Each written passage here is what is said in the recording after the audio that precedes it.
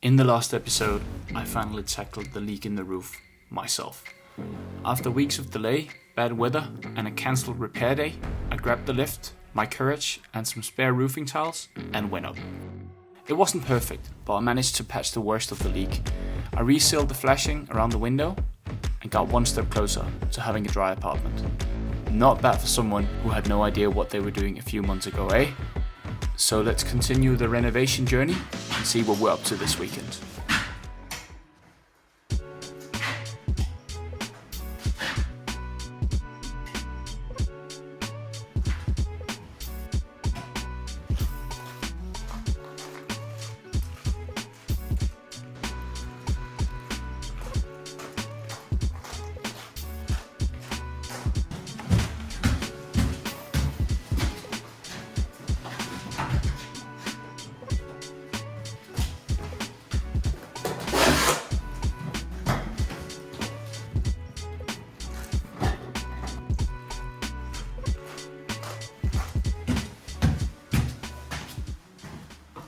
I'm back for another working weekend. Very excited for this one because it's actually not weekend yet. Right now it's Thursday evening and this place is a mess. It's looking exactly how I left it off the other day when we fixed the roof in very dark, so that was on Sunday. But let me do a different one today, where I will do this as an extra video, where I'll give you a tour on the entire apartment and show you exactly where we are in every single room and what needs to be done and what the timeline is looking for it. Let's jump out here and start with the bathroom. I've had to switch the view to be a first person view. This is how the bathroom is looking right now. Let me just do this very slowly. We can safely say that this is not a functioning bathroom as it is. Well, you've got water, which is fine, but it's not a functioning bathroom per se. Oi. It's going to be the funniest way of doing a tour I've ever tried before, because this is going to be all over the place. We'll try and keep it structured though. Not functioning bathroom this. Tomorrow at 7 a.m. there'll be a plumber here. What he will do is that he's going to change this drainage system.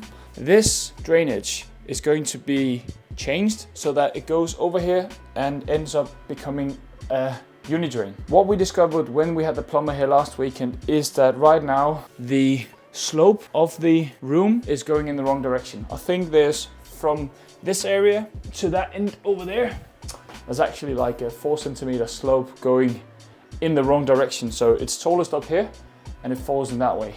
What we need to do this weekend, aside from the plumber coming tomorrow, he's going to move the drain for the sink. It's going to be in the same place, but we are most likely going to have a different structure.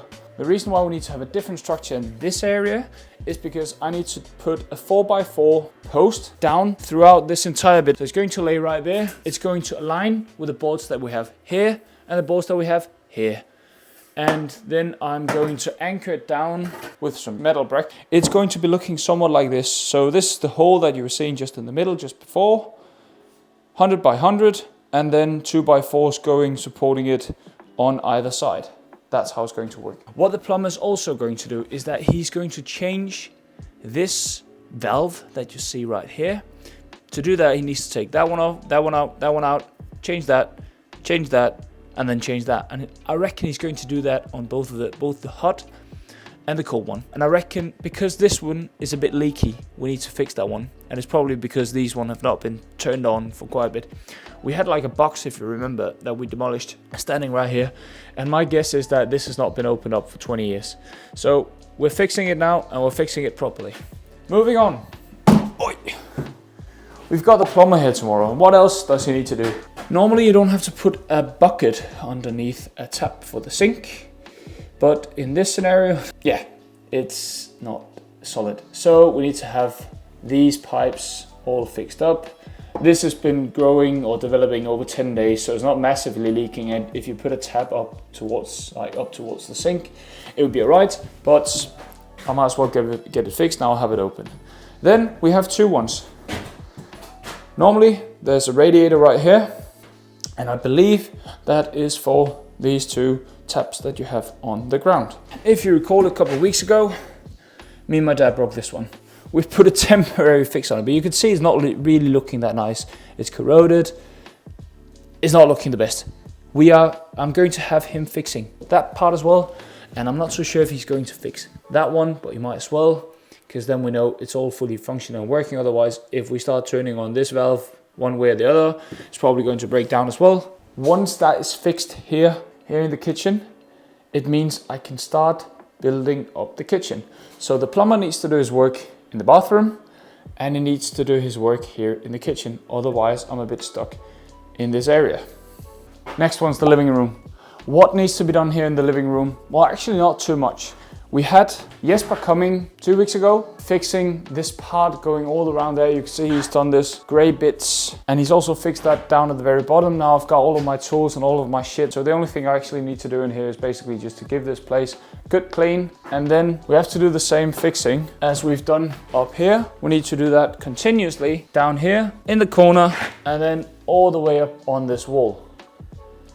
And then once I've done that, start building up a skeleton, insulated, plasterboard, do all the bits needed, and so on and so forth. And that means that we can keep on going.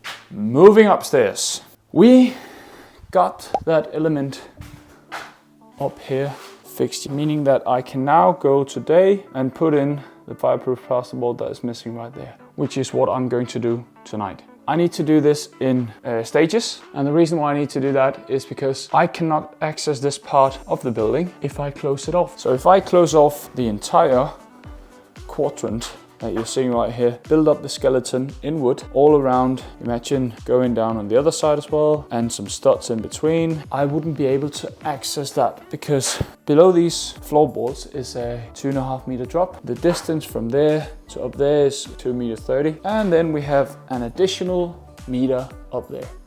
So I need to do that stage first. Then I'll do another, say, 1.5 meters. I need to have this bit entirely closed off before I can start doing the internal walls up here on the second floor.